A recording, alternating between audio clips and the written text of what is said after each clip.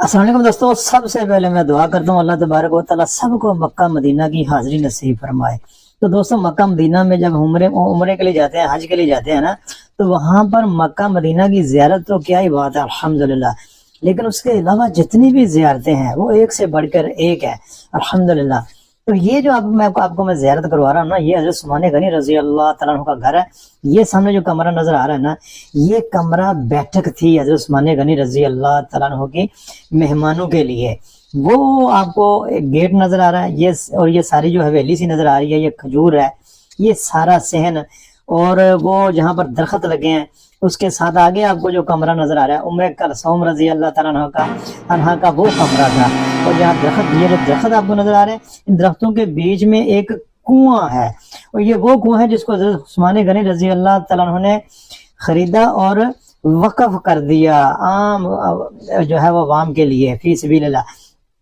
तो यहाँ की एक बड़ी दिलचस्प स्टोरी है। ये हज़रत उम्मे कलसूम रजी अल्लाह तआला अन्हा का जो कमरा है उसकी छत है।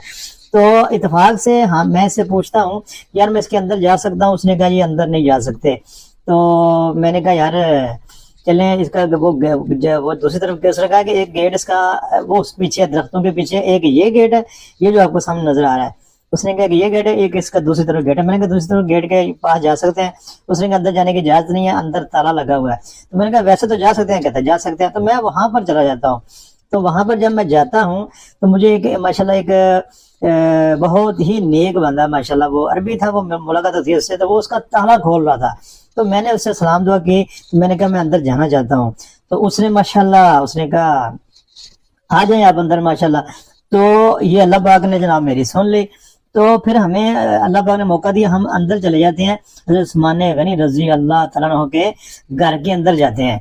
तो ये वो सहाबी रसूल सल्लल्लाहु अलैहि वसल्लम है जो उस जमाने के करोड़ोंपति थे, अरबोंपति थे, और आज भी अरबोंपति हैं, क्योंकि आज भी उनके नाम के ऊपर प्रॉपर्टी है, उनके नाम के ऊपर जो है बैंक अकाउंट चल रहा है और खजूरों के बाग हैं। आज भी उनकी जितनी भी उनकी कमाई आती है उनके अकाउंट में जो आती है, वो जो उनके जो प्रॉपर्टी के ऊपर बिल्डिंगे हैं, जो उनके जो रेंट आता है, वो सारा कुछ जो है ना उनके अकाउंट में जमा होता है। और वो जितना पैसा होता है वो फी सबिलिल्लाह आम जो लोगों की फलाह बहबूद के ऊपर जब खर्च किया जाता है। तो ये जनाब ये देखें, ये हम आ गए हैं हज़रत उस्मान गनी रजी अल्लाह तआला अन्हु के घर।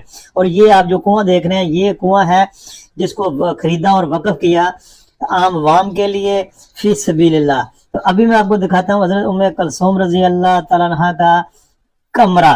तो ये आप जनाब ये देखें, ये इनका घर है जो अरबोंपति थे, लेकिन वो उस जमाने में वो आखिरत के लिए कोठियां बनाते थे, लेकिन दुनिया में वो अपने गुजारे के लायक अपना गुजारा करते थे। ये देखें, ये हजरत उम्मे कलसूम रजी अल्लाह तआला अन्हा का कमरा है। और दूसरी तरफ जो है आपको नजर आ रहा है जो बैठक है, जो मेहमान खाना हजरत उस्मान गनी रजी अल्लाह तआला अन्हु ने जो बनाया था मेहमानों के लिए। तो ये देखें, ये इतने मालदार होने के बावजूद घर सादा सा